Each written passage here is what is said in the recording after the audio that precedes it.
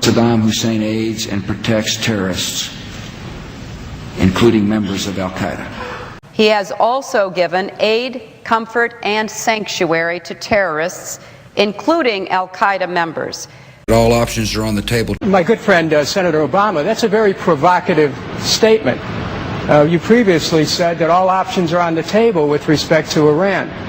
And I think that it's important for people to reflect on the real meaning of that you're setting the stage for another war. Iran is an adversary. Their pursuit of nuclear weapons poses a grave threat to us. If Iran had a nuclear weapon, it would be a dangerous threat to Have no doubt, Iran possessing nuclear weapons will be a major threat to us. Iran was a threat. Iran is a serious threat if it gets nuclear weapons. Iran is a threat. We all know that Iran poses a threat. And Iran will continue to be a threat. Iran is a grave threat. Major threat to us and to the region. I understand that, but they're in the process of developing it. And will keep trying to develop nuclear weapons. But they're in the process of developing it. And I don't think that's disputed by any expert. They are the largest state sponsor of terrorism. The state sponsor of terror. State sponsor of terrorism. It is disputed Hezbollah by and Hamas. The enemies that we're going to have to fight is not just terrorists, it's not just Hezbollah, it's not just Hamas. They are the largest state sponsor of terrorism. It is disputed Hezbollah by and Hamas. The enemies that we're going to have to fight is not just terrorists, it's not just Hezbollah, it's not just Hamas. The enemies that we're going to have to fight is not just terrorists, it's not just Hezbollah, it's not just Hamas. The enemies that we're going to have to fight is not just terrorists, it's not just Hezbollah, it's not just Hamas. Ending our nukes. Who the hell are we going to nuke? Senator, tell me, Barack, who are you want to nuke? I'm not planning to nuke anybody right now. It's disputed Hezbollah by, and Hamas. It is disputed. And there is no contradiction, Dennis, it is between... Let me finish. If we have nuclear proliferators around the world that potentially can place a nuclear weapon into the hands of terrorists... Secretly and without fingerprints, he could provide one of his hidden weapons to terrorists. He's President Bush's ninth cousin once removed. Cheney's cousin Barack Obama is also Bush's 11th cousin. Discovered is that Dick and Barack Obama are 8th cousins. What? Is that an amazing thing? That old Beach Boys song, Bomberan. Bom, bom, bom. When I search John McCain on YouTube, the biggest thing that comes up is you singing Bomb, Bomb, Bomb, Bomb, Bomb, Iran. 744,000 hits, in case you haven't checked it recently. Are you proud or embarrassed of that? I'm proud. They would establish a theocracy on this earth. If you think you're going to engage the United States military, then be prepared that the next thing you see will be the gates of hell. Let us never kid ourselves. We are in a world war.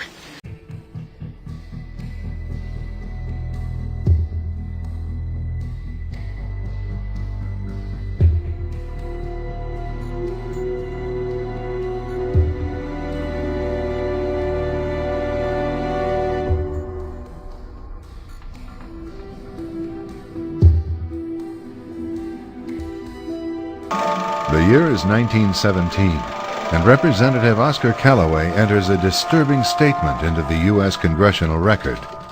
The statement reveals why J.P. Morgan interests hired 12 high-ranking news managers. They were to figure out how many news organizations it would take to control generally the policy of the daily press of the United States. An agreement was reached. The policy of the papers was bought, and an editor was placed at each paper to ensure that all published information was in keeping with the new policy.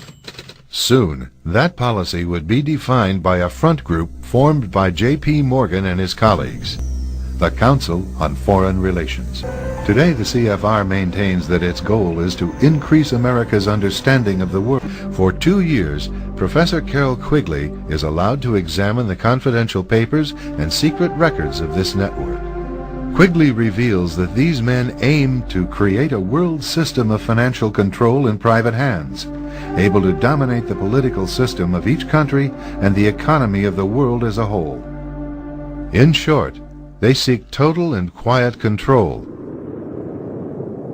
of the entire world, and the CFR is their most visible conduit for carrying out that agenda. CFR members include America's wealthiest tycoons, as well as the highly placed elite in government, academic institutions, tax-exempt foundations, and the establishment media. Ruling Class Journalists, written by Richard Harwood, describes the CFR membership as the ruling establishment in the United States. The Washington Post article boasted that news reporters who are CFR members do not merely analyze and interpret foreign policy for the United States, they help make it. Who are these policymakers? Many of their faces are familiar. NBC's Tom Brokaw, CBS's Dan Rather, ABC's Barbara Walters, Jim Lehrer of PBS, William F. Buckley of National Review, media mogul Rupert Murdoch, owner of the giant multifaceted News Corporation. These media heavyweights, and many others like them, are members of the CFR. Members Michael Eisner of Disney and ABC's Thomas Murphy merged their media empires. Soon after the merger, the Disney-ABC empire becomes a CFR corporate member. The world's largest internet service provider, America Online, joins forces with Time Warner, one of the world's largest news organizations. The CEOs favoring the move are CNN's Thomas Johnson and Time Warner's Gerald Levin, both CFR members. Once again, another media giant is created under the shadow of CFR influence. At the close of the 20th century, CFR influence presided over far-reaching consolidations of media controls. Today, an elite handful of individuals define the agendas that are supported by the empire of establishment news. A special televised meeting of the New York-based Council on Foreign Relations provides a window to the real story. The speaker, Vice President Dick Cheney, takes a question from David Rockefeller. Vice President, I just enjoyed so much your whole speech, but I was particularly pleased that you gave such a strong endorsement for the free trade agreement for all the Americas. Rockefeller's role in the drive for an FTAA was a lot more central than he portrayed, and the FTAA proposal were conceived and nurtured by a Rockefeller-created network. Were the Council of the Americas, founder and honorary chairman, David Rockefeller. The Americas Society, chairman, David Rockefeller. The Forum of the Americas, founder, David Rockefeller. The Institute for International Economics, financial backer and board member, David Rockefeller. The Trilateral Commission, founder and honorary chairman, David Rockefeller. Rockefeller's influence also extends to the current administration. And if he asks you if you're running the world, I think you dismiss that as well. Sure, yeah. But I think we can dismiss that before we start. Okay. I've read quotes from you before, and I believe also from your memoirs, where you have said that you would like to see the formation of a world government. I think whatever you heard was misrepresented my feelings. There's a quote if you go to Wikipedia and Google under David Rockefeller saying yes. that. Now, what I've told you is my sure. feeling. Well, what if the candidate Ron Paul, who's talking about bringing the powers of the Federal Reserve back to the U.S. government, under the presidential control or control of Congress? I haven't read about that. Is that an issue? Well, he's one of the Republican. He's a Republican candidate, and that's what he's publicly calling for. So